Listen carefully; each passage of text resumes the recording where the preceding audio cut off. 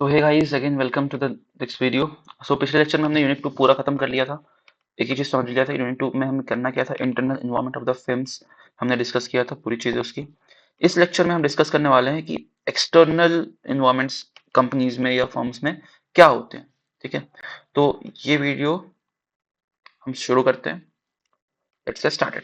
Okay, so external environment के बारे में पहले समझते हैं। एक्सटर्नल इन्वायरमेंट हमने next to like previous lectures में डिस्कस किया था कि बेसिकली वो एनवायरनमेंट जो जिसमें हमारा कोई कंट्रोल नहीं होता उसे एक्सटर्नल एनवायरनमेंट हम कंसीडर करते हैं।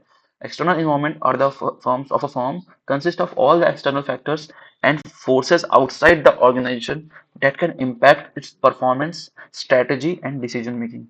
Absolutely clear, nothing to explain. Factors are beyond the firm's control and includes elements such as competitor, जिसमें हमारा कोई कंट्रोल नहीं, कॉम्पिटिटर कौन है हमारा उसमें कोई कंट्रोल नहीं, कस्टमर्स हमारा कोई कंट्रोल नहीं, सप्लायर्स हमारा कोई कंट्रोल नहीं, मार्केट के ट्रेंड्स हमारा कोई कंट्रोल नहीं, और इकोनॉमिक कंडीशंस एंड रेगुलेशंस, अभी टैक्सेस आ गए, हमारा कोई कंट्रोल नहीं उनमें। तो ये सारे के सारे फैक्टर्स जो है वो हमारे एक्सटर्नल इन्वायरमेंट होते हैं जिनमें कोई कंट्रोल नहीं। कुछ की कंपोनेंट्स होते हैं, दो तरह के एक्सटर्नल इन्वायरमेंट होते हैं, एक होता है मैक्रो एक्सटर्नल इन्वायरमेंट, एक होता है इंडस्ट्री में एक्सटर्नल इन्वायरमेंट। ओके, तो ये दो क्या होते हैं अब मैं बताता हूँ। पहले मैक्रो मतलब एक broad forces affecting all industries. For example अभी जैसे कोई कोई भी चेंजेस आ गए, एक्सटर्नल चेंजेस आ गए, पॉलिटिकल चेंजेस आ गए, इकोनॉमिकल, सोशल, टेक्नोलॉजिकल या लीगल, जैसे भी टैक्सेस आ गए, ये टैक्सेस ये सारी चीजें सारे की सारे इंडस्ट्री में एप्लीकेबल है। अगर आज एक डेयरी प्रोडक्ट इंडस्ट्री है उसमें भी टैक्सेस लगेंगे, वही एक और कोई भी कंपनी हो सकती है, लेट्स सपोज टाटा मोटर्स या कोई भी मोटर या specific steel company manufacturing company है, उसमें भी टैक्सेस लगेंगे। तो ये सब चीजें ऐसी ब्रॉडर इन्वायरमेंट, मैक्रो इन्वायरमेंट जिसको बोलते हैं, जिसमें कि सारे के सारे इंडस्ट्रीज को इफेक्ट हो, इसको पिस्टल एनालिसिस समझते हैं हम लोग, pistol analysis. Okay, for example pistol analysis, ये सारे के सारे पिस्टल, PESTELE, पिस्टल यानी कि political, economical, social, technological, legal and environmental factors, ये सारे फैक्टर्स जो कि एक ब्रॉड फोर्स यानी कि ऑल इंडस्ट्रीज को अफेक्ट करे उसको हम लोग बोलते हैं मैक्रो इन्वायरमेंट। और वो स्पेसिफिक फोर्सेस जो कि एक इंडस्ट्री के पर्टिकुलर टाइप को फोकस करे, जैसे एग्जांपल के तौर पर जैसे मैंने बताया स्टील मैन्युफैक्चरिंग, तो स्टील मैन्युफैक्चरिंग में अगर हमारा आयरन ओर जो रॉ प्रोडक्ट होता है अगर वही महंगा हो गया, तो सारे के सारे इंडस्ट्री जो कि स्टील मैन्युफैक्चर करती है उन सबके प्रॉफिटेबिलिटी कम हो जाएगी ना, यानी कि उन सबके वो कॉस्ट बढ़ जाएगी। तो आयरन और ये किसके लिए फिर, लेकिन बाकी किसी को तो फर्क नहीं पड़ेगा, ये specific industry, specific forces with in an industry, industry like steel industry या कोई भी इंडस्ट्री हो सकती है, that impact the competition and profitability, जैसे कॉम्पिटिटर हो गए, सप्लायर्स हो गए, कस्टमर्स हो गए, ये सारी चीजें जो होगी उसको हम लोग बोलते हैं इंडस्ट्री इन्वायरमेंट। ठीक है, नेक्स्ट इज कॉम्पिटेटिव स्ट्रेटेजी। क्या होती है स्ट्रेटेजी? बेसिकली वही कि कंपनी का approach to to gaining the competitive advantage over rivals depending upon superior value of customers, जो कि हम इतने टाइम से पढ़ते आ रहे हैं, सेम चीज को रिपीट करना है दोबारा।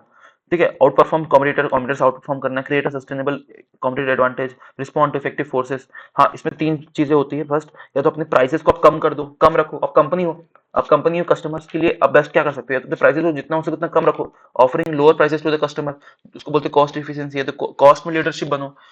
दूसरा होता है डिफरेंशिएशन, या तो कुछ ऐसा करो जिसमें यूनिक फीचर या कुछ क्वालिटी आपका बेटर हो, ब्रांड वैल्यू, जैसे एप्पल करता है।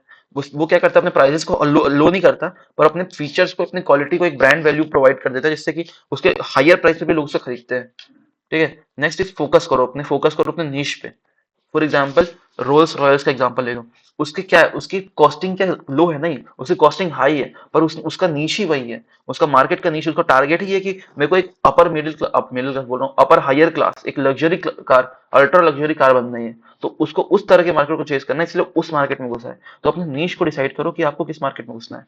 फॉर एग्जाम्पल आइकिया, आपको पता होगा आइकिया एक बहुत ही फेमस फर्नीचर ब्रांड है that uses a cost leadership strategy, जो कि affordable furniture for due to with an effective supply chain, उसका सप्लाई चेन इफेक्टिव है, इसीलिए वो अफोर्डेबल प्राइसेस पे अपने फर्नीचर को लाता है। और Apple employ differentiation through its innovation and premium products, तो ये सारे इसका डिफरेंशिएशन है, ये तरीके हैं। अब मैंने आपको फर्स्ट लेक्चर में बताया था ना, एक पॉटर्स के 5 फोर्सेस होते हैं। आप उस समय मैंने डिटेल में नहीं बताया था, अभी मैं बताता हूँ डिटेल में क्या होता है कि पॉटर के 5 फोर्सेस थे। तो माइकल पॉटर के 5 फोर्सेस से एक is a framework that analyses competitive forces shaping an industries profitability and attractiveness. तो कुछ 5 फोर्सेस माइकल पोर्टर ने दिया था। First is threat to new entrance.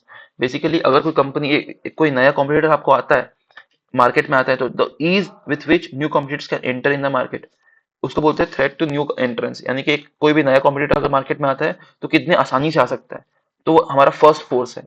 तो ये इम्पैक्ट करता है हाई एंट्री बाउंड्री बैरियर्स को, लाइक इकोनॉमिक स्केल्स को फैक्टर करता है, स्ट्रॉन्ग ब्रांड। और किसी की मान लो ऑलरेडी एक कंपनी स्टेब्लिश है, तो उसके इकोनॉमिक सेल्स जो, अगर मान लो एक जैसे मेरे को आज स्टील इंडस्ट्री में घुसना है, तो मेरा मेरे डायरेक्ट कंपटीशन कौन होगा? टाटा होगा। लोग टाटा से खरीदेंगे, क्यों? क्योंकि उसकी ब्रांड रॉयल्टी ज्यादा है, स्ट्रॉन्ग है, मेरे से ज्यादा नहीं है। और उसकी इकोनॉमिक सेल्स भी अच्छी है, तो क्या है, लोग उसके पास जाएंगे। वाई मेरे मेरे पास क्यों आएंगे? अनलेस एंड अनटिल मेरे पास पर्टिकुलर ऐसी चीज ना हो जो टाटा के पास भी ना हो, to make the industry more attractive. ठीक है, तो ये उसका इम्पैक्ट है। और जैसे एग्जांपल के तौर पर एक airline industry has high entry barriers due to उसका कैपिटल रिक्वायरमेंट्स बहुत ज्यादा है। अगर मैं खोलूंगा, मेरे को आज अपना प्लेन सर्विसेज स्टार्ट करना है कि जिसमें मैं एयर इंडिया से कंपटीशन करूंगा, तो मेरे को पहले प्लेन तो खरीदना पड़ेगा, एयरपोर्ट टाइप में मेरे को प्लेन खरीदना पड़ेगा, मेरे को डील करनी पड़ेगी। तो काफी कैपिटल एक्सपेंस एक्सटेंसिव बिजनेस हो जाएगा वो। तो मेरे पास वो कैपेबिलिटीज है कि नहीं? तो वो एक हाई एंट्री बैरियर प्रोवाइड कर देता है कि आप एयरलाइन में घुस ही नहीं सकते, क्योंकि इतना कैपिटल एक्सपेंस उसमें चाहिए होता है। तो ये एक बैरियर क्रिएट करिए, वो थ्रेट टू न्यू एंट्रेंस है, फर्स्ट फोर्स। सेकंड फोर्स है bargaining power of suppliers. Suppliers की बार्गेनिंग पावर, तो ability of the supplier to influence the cost and quality of the inputs. जो सप्लायर बार्गेनिंग करता है हमारे प्रोडक्ट्स की, तो उसके वजह से क्या, सप्लायर भी अपना प्रॉफिट देखता है ना। सप्लायर अपना प्रॉफिट देखता है, उसके वजह से वो कभी कभी हमसे जो powerful supplier can increase the cost, अपने कॉस्ट को बढ़ा देता है प्रोडक्ट के, और ताकि अपने प्रॉफिटेबिलिटी को वो कम कर सके, और सप्लाई मतलब प्रॉफिटेबिलिटी को बढ़ा सके, खुद की प्रॉफिटेबिलिटी बढ़ा सके, लेकिन हमारा प्रॉफिटेबिलिटी तो कम हो जाएगा ना। जैसे हमारा एक प्रोडक्ट है 10 रुपए का, हमने उसको सप्लायर को दिया, या सप्लायर ने हमें प्रोवाइड किया, मतलब हमने सप्लायर को बेसिकली दिया। जैसे फॉर एग्जाम्पल मैं सप्लायर को रिटेल मांग रहा हूँ, रिटेलर, तो हमने रिटेलर को प्रोवाइड किया 10 रुपए का प्रोडक्ट, अब वो 15 रुपए में बेच रहा है।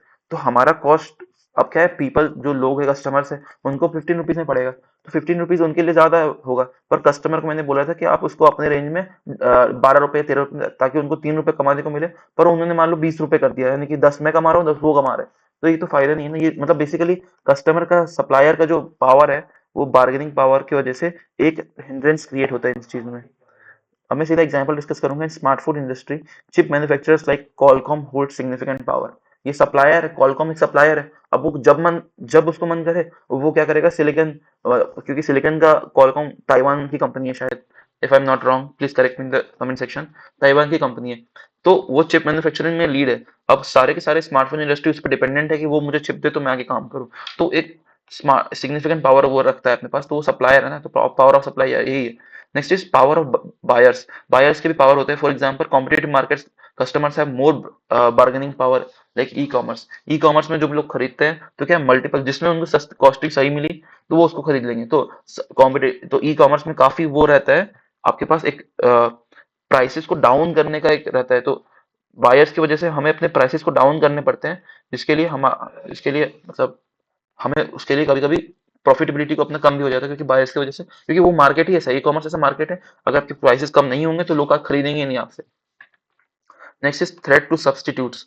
For example the risk of customers switching to alternative products and services. जैसे कस्टमर्स जो होते हैं, अगर वो अगर हमारे वो रेगुलर कस्टमर्स है, तो हम उस पे इन्वेस्ट करेंगे, ऐसी उनको चीजें देंगे ताकि वो हमारे से स्विच रहे, मतलब हमारे से, मतलब बेसिकली कनेक्टेड रहे, हमारे प्रोडक्ट्स ही यूज करे। तो एक इकोसिस्टम प्रोवाइड कर सकते हैं। तो हमें वो चीज ध्यान रखनी है कि वो स्विच ना करे हमारे ऑल्टरनेटिव प्रोडक्ट्स के लिए। तो high threat of substitute reduces industry attractiveness. ठीक है, public transport is a substitute of car rental services, for example ये था। Industry rivalry, so intensity of competitive among existing competitors. For example, fast food industry experiencing intense competition among brands like McDonald's and burger king. तो ये सब चीजें हैं जो industry rivalry चलती है। For example fast food industry का rivalry, अभी सब लोग मैकडी यूज कर लेते हैं या बर्गर किंग यूज कर लेते हैं। तो उसकी वजह से क्या है, इनकी इंडस्ट्री गिर रही है, तो ये उनके मार्केट एक्सपेंसेस बढ़ा देती है। प्राइस वॉर, एक प्रॉफिटेबिलिटी उनका रिड्यूस हो रहा है, एक प्राइस वॉर क्रिएट हो जा रहा है कि वो कम देते हैं या हम कम देते हैं, इस टाइप की चीजें। तो ये एक बेसिकली 5 फोर्सेस थे, पर ये क्यों जरूरी है इसके एप्लीकेशन समझ लेते हैं। 5 forces models helps the firms to assess the attractiveness of an industry and design strategies to improve their position, nothing else. Next is concept of strategic group। हमने कहाँ तक पढ़ लिया इस यूनिट में? हमने पढ़ लिया प्रैक्टिस कॉन्सेप्ट स्ट्रेटेजिक ग्रुप्स, ये हमें पढ़ना है अभी। कॉन्सेप्ट ऑफ स्ट्रेटेजिक ग्रुप्स और industry life cycle, generic strategy. Okay, let's start. Concept of strategic group, तो मैं आपको सीधा पहले फील कराता हूँ स्ट्रेटेजिक ग्रुप है क्या। बेसिकली अब समझो, स्ट्रेटेजिक ग्रुप मतलब एक ऑर्गेनाइजेशन के अंदर, विद इन एन ऑर्गेनाइजेशन, वो एक क्लस्टर ऑफ फर्म्स होते हैं। मतलब समझो कि एक पर्टिकुलर हमारा सेगमेंट है, ये दूसरा सेगमेंट है, ये सेगमेंट है सिर्फ और सिर्फ इकोनॉमिकल लोगों के लिए। कार्स की मैं बात करता हूँ, इकोनॉमिकल कार्स जैसे ऑल्टो, टोयोटा, ये सारी चीजें जो है इकोनॉमिकल कार्स में आती है। और जैसे रॉल्स रॉयल्स, ये लग्जरी अल्ट्रा लग्जरी कार्स में आती है। जैसे BMW, ऑडी, ये अल्ट्रा लग्जरी में आती है। तो ये दोनों अलग अलग सेगमेंट है कार्स के ही ना। तो एक cluster of firms with in an industry have the similar business model and strategies and resource implementation. मतलब ये कि जो इकोनॉमिक को टारगेट करती है उसका बिजनेस मॉडल सिमिलर होगा, और जो अल्ट्रा लग्जरी को टारगेट करती है उसका बिजनेस मॉडल अलग होगा। दोनों के बिजनेस मॉडल अलग है। अब जैसे टोयोटा क्या करती है, टोयोटा करती है मास प्रोडक्शन, कि जितना प्रोडक्शन कर सके उतना प्रोडक्शन करती है। पर रॉयल्स रॉयल्स क्या वैसा करेगी? अगर रॉयल्स रॉयल्स मास प्रोडक्शन करने लगी तो उसकी मार्केट वैल्यू ही खत्म हो जाएगी। Strategic group are the cluster of firms within an industry. Industry मतलब एक complete industry that have similar business models, strategies and resource complements. Characteristics क्या होती है? Firms in the same strategic group compete directly with one another. अगर जो same strategic group में, जैसे Toyota हो गई और होंडा हो गई, ये दो एग्जांपल्स है, ये एक दूसरे से कंपटीशन करते हैं। पर firms having different strategic group may face different competitive pressure. जैसे दो एग्जांपल लेता हूँ मैं। लग्जरी सेगमेंट, जैसे मैंने अभी बताया, इकोनॉमिक सेगमेंट, इकोनॉमिक आपको टोयोटा, होंडा, फोर्ड। लग्जरी में आपका मर्सिडीज, BMW, ऑडी। तो ये क्या बोलना चाह रहा है हमें? यस, कंपनी जो सेम स्ट्रेटेजिक ग्रुप में है, जैसे सेम स्ट्रेटेजिक ग्रुप लग्जरी के एग्जांपल लेते हैं, वो डायरेक्टली एक दूसरे से कॉम्पिटिट करती है। मर्सिडीज कॉम्पिटिट करेगी BMW से, BMW मर्सिडीज से, ऑडी से, ये सबसे डायरेक्ट कॉम्पिटिशन होता है। पर डिफरेंट स्ट्रेटेजिक ग्रुप वाले, वो उनके लिए वो डिफरेंट कॉम्पिटिटिव प्रेशर फील करेंगे। मतलब टोयोटा अब BMW से कॉम्पिटिट नहीं कर सकती। BMW क्या है, टोयोटा को कुछ कुछ मानता ही नहीं, उससे कॉम्पिटिट नहीं कर सकता, क्योंकि दोनों अलग अलग सेगमेंट है। तो उनका कॉम्पिटिशन कहीं और है, ये बस ये पॉइंट यही बता रहा है, नथिंग एल्स। तो ये दो चीजें हमने पढ़ ली, क्या क्या सेगमेंट्स होते हैं, इंपॉर्टेंस क्या है स्ट्रेटेजिक ग्रुप स्टेब्लिश करने के। आपको अपने डायरेक्ट कॉम्पिटिटर्स का आइडिया लग जाएगा। टोयोटा को पता है कि मेरे को 10 लाख कार बेचनी है, मर्सिडीज को पता है मुझे 1 लाख ही बेचनी है, पर वो 1 लाख मेरे को अच्छी कितनी प्रॉफिटेबिलिटी बेचनी है उसको पता है। BMW को पता है मुझे 1 लाख ही बेचनी है, होंडा को मुझे पता है मुझे 1 करोड़ कार बेचनी है। तो इनका अलग ही डायरेक्ट कॉम्पिटिशन ही अलग है इनका। ठीक है। Aids to understanding industry dynamics, industry के डायनेमिक्स को समझ सकते हो आप, इंडस्ट्री किस टाइप में। टोयोटा का डायनेमिक्स अलग है, उसमें कस्टमर्स की थिंकिंग अलग होती है, मर्सिडीज लेने वालों की थिंकिंग अलग होती है। Reveals mobility barriers that prevent firms for shifting groups. Okay, तो ये सारे पॉइंट्स है जो कि इंपॉर्टेंस क्यों है स्ट्रेटेजिक ग्रुप्स के, ये सब चीजें। Next is industry life cycle. एक इंडस्ट्री काम कैसे करती है उसका एक प्रॉपर साइकिल मेरे को बताओ, एक वर्क फ्लो बताओ। Okay, so industry life cycle describes the stages in industry goes through over an time. मतलब एक स्टेजेस जिसमें कि इंडस्ट्री ओवर अ टाइम जाती है इवेंचुअली डेडलाइन तक। सबसे पहले क्या होता है, मैं इसको एग्जांपल लेता हूँ। फर्स्ट हमारा होता है इंट्रोडक्शन। ये एक इंडस्ट्री का इंट्रोडक्शन, अभी अभी इंडस्ट्री स्टार्ट हुई, जस्ट लाइक अ स्टार्टअप। तो इंट्रोडक्शन में क्या होता है, उसकी कॉस्ट हाई रहती है, मैंने जस्ट अभी शुरू किया है। सेल्स लो रहती है, अभी तक कुछ सेल्स हुआ नहीं है, बहुत कम हुआ है। तो और लिमिटेड कंपटीशन रहता है।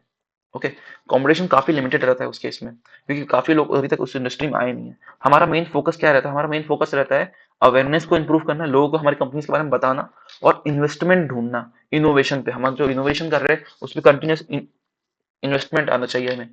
एग्जाम्पल इलेक्ट्रिक फ्लाइंग कार्स, ये हमारा कॉन्सेप्ट है, बस हम एक इनोवेशन सोच रहे हैं। इलेक्ट्रिक फ्लाइंग कार्स ये हमारा कॉन्सेप्ट है। अब जब हम इसमें ग्रोथ स्टेज में आएंगे, ग्रोथ स्टेज में क्या होता है, तुरंत हमारी ग्रोथ स्टेज में आए तुरंत हमारी क्या है, रैपिड सेल्स ग्रोथ हो जाती है, तुरंत हमारी सेल्स बढ़ जाती है हमारा। लेकिन कंपटीशन भी धीरे धीरे बढ़ने लगता है, और हमारी प्रॉफिटेबिलिटी भी बढ़ती है, क्योंकि तुरंत ग्रोथ आई है ना, तो हमारी प्रॉफिटेबिलिटी भी बढ़ रही है, कंपटीशन भी बढ़ रहा है, क्योंकि अब उस प्लेयर्स आने लगे उस फेज में। तो हमारा मेन फोकस क्या है, हमारा मेन फोकस है अपने मार्केट शेयर को एक्सपैंड करना, और अपने कस्टमर्स के साथ लॉयलिटी मेंटेन रखना, कि हाँ तुम अब हमारे साथ जुड़े रहो। फॉर एग्जाम्पल अपना इलेक्ट्रिक व्हीकल्स जो कर रही है अभी, इलेक्ट्रिक व्हीकल्स का अभी रैपिड ग्रोथ हो रहा है, कंपटीशन भी धीरे धीरे कैसे बढ़ रही है। सारे इतने सारे लोग, पहले एक थी टेस्ला, फिर धीरे धीरे कितने लोग आने लगे।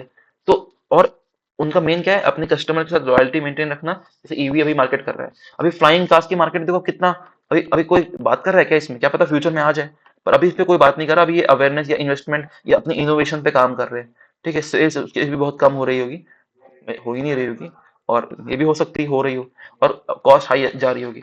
जैसे ये ग्रोथ में ईवी का इंडस्ट्री हो गया।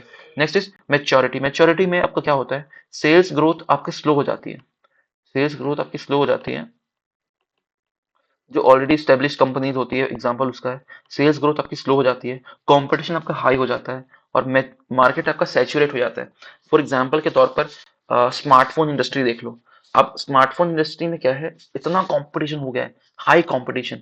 सेल्स ग्रोथ क्या है, सेल्स ग्रोथ काफी कम हो गई है कंपनीज की, जो पहले आती थी कितनी कम हो गई है, और मार्केट एकदम सैचुरेशन पे आ चुका है।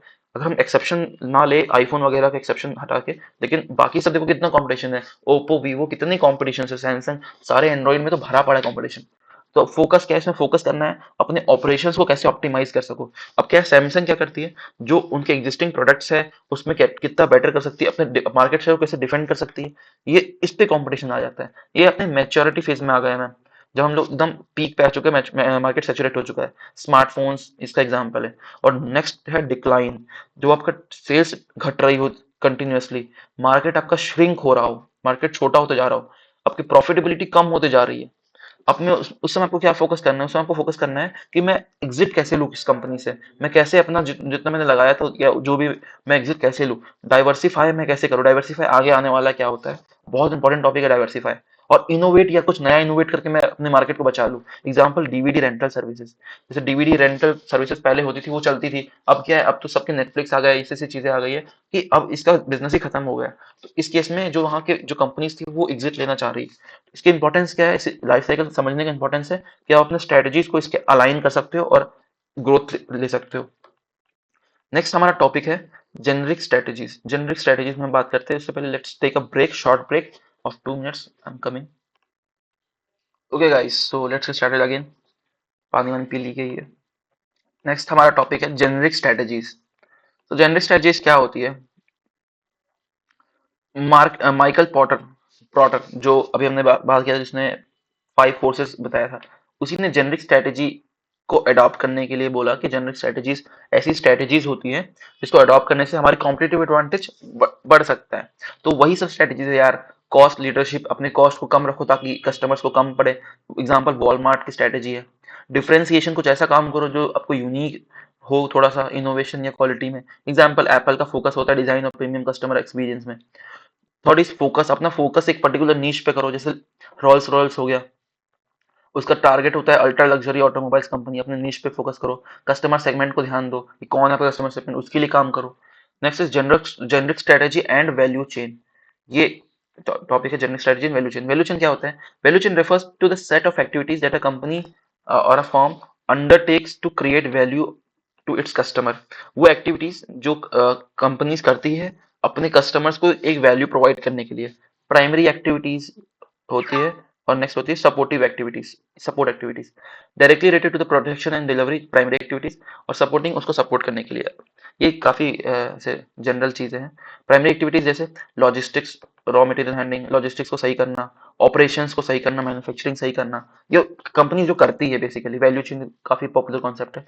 फिर आउटबाउंड लॉजिस्टिक्स, डिस्ट्रीब्यूशन चैनल को स्ट्रॉन्ग करना, ये डायरेक्टली उनको इम्पैक्ट करेगी, बेटर करेगी, आपकी डिलीवरी टाइम कम हो जाएगा। मार्केटिंग एंड सेल्स को बढ़ाना, सर्विसेज और कस्टमर सर्विसेज को इंप्रूव करना सर्विसेज में। सपोर्टिव एक्टिविटी क्या है, प्रोक्योरमेंट, टेक्नोलॉजी का डेवलपमेंट साथ ही साथ करते रहना। इससे हमें कोई फायदा नहीं आ रहा, लेकिन क्या पता फ्यूचर में हमें फायदा हो। ह्यूमन रिसोर्स मैनेजमेंट करना, फर्म का इंफ्रास्ट्रक्चर बढ़ाना, ये वो चीजें हैं जो प्राइमरी एक्टिविटी, लॉजिस्टिक्स को, मार्केट के सेल्स को, ये हमें इम्पैक्ट करती है। सर्विसेज, कस्टमर सर्विस कितना सपोर्ट आता है, ये डायरेक्टली हमें इम्पैक्ट करती है। तो ये प्राइमरी एक्टिविटीज में आ गई। सपोर्टिव जो प्राइमरी को सपोर्ट करे, जैसे टेक्नोलॉजी डेवलपमेंट आगे जाके प्राइमरी को सपोर्ट करनी, कंपनी को सपोर्ट करेगी। कंपनी का इंफ्रास्ट्रक्चर अगर अच्छा हुआ तो कंपनी को सपोर्ट होगा, ह्यूमन रिसोर्स अच्छा हुआ तो कंपनी को आगे जाके सपोर्ट मिलेगा। ये सारी चीजें होती है support activities and primary activities. Next is link too generic strategies.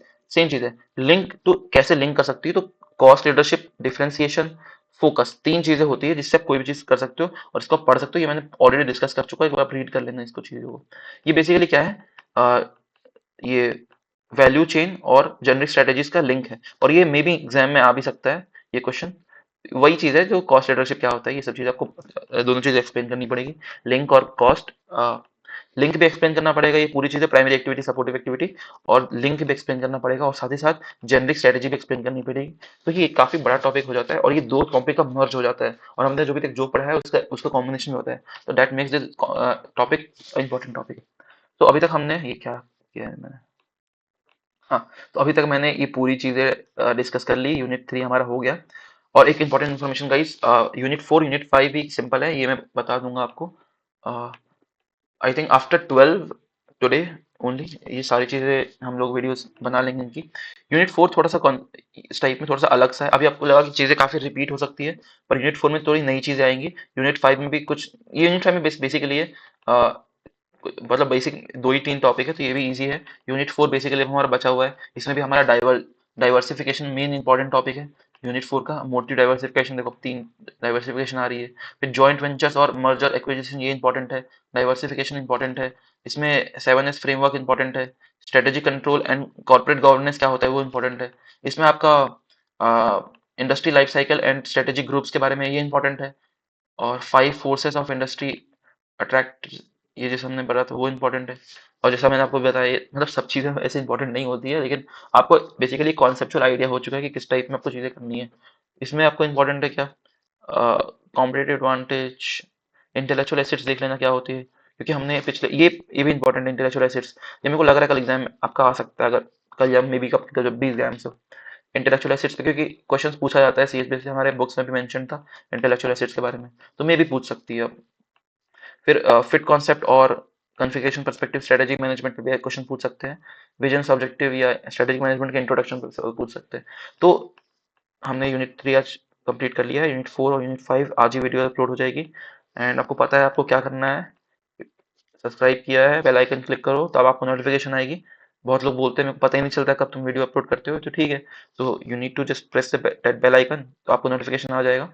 And thank you for your time, thank you for watching, have a nice day.